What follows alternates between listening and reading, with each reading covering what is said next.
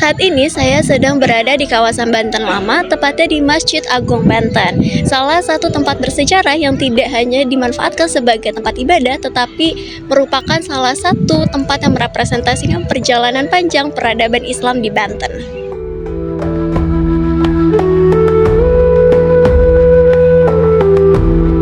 Masjid Agung Banten didirikan pada abad ke-16 pada masa pemerintahan Sultan Maulana Hasanuddin, pendiri Kesultanan Banten.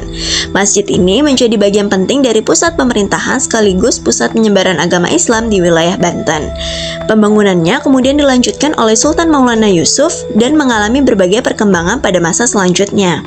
Dalam konteks sejarah, masjid ini tidak hanya berfungsi sebagai tempat ibadah, tetapi juga sebagai simbol legitimasi kekuasaan dan pusat aktivitas sosial keagamaan masyarakat.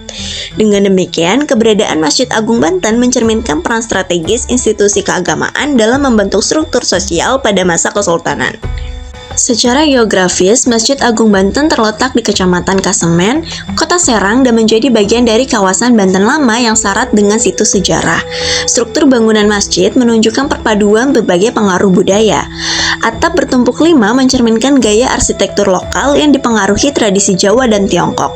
Menara masjid yang menyerupai mercusuar menunjukkan fungsi tambahan sebagai titik pengawasan pada masa lalu.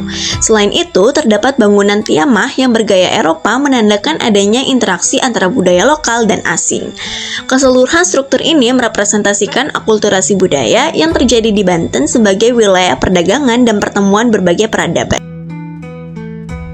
Selain sebagai tempat ibadah, kawasan Masjid Agung Banten juga dikenal sebagai pusat praktik ziarah.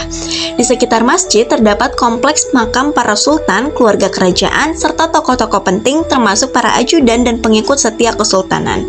Masyarakat yang datang tidak hanya bertujuan untuk melihat situs sejarah, tetapi juga melakukan ziarah dengan memanjatkan doa, memohon keselamatan, serta mencari ketenangan batin.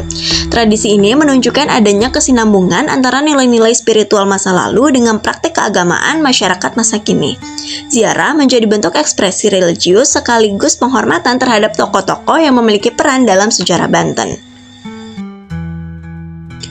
Di kawasan ini juga terdapat berbagai peninggalan sejarah yang memperkuat nilai historis Masjid Agung Banten.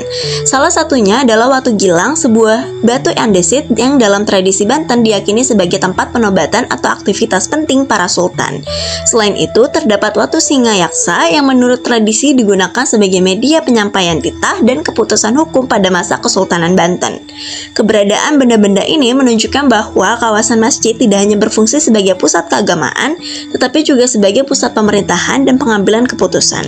Dengan kata lain, ruang ini merepresentasikan keterkaitan erat antara kekuasaan, hukum, dan agama dalam sistem sosial Kesultanan Banten.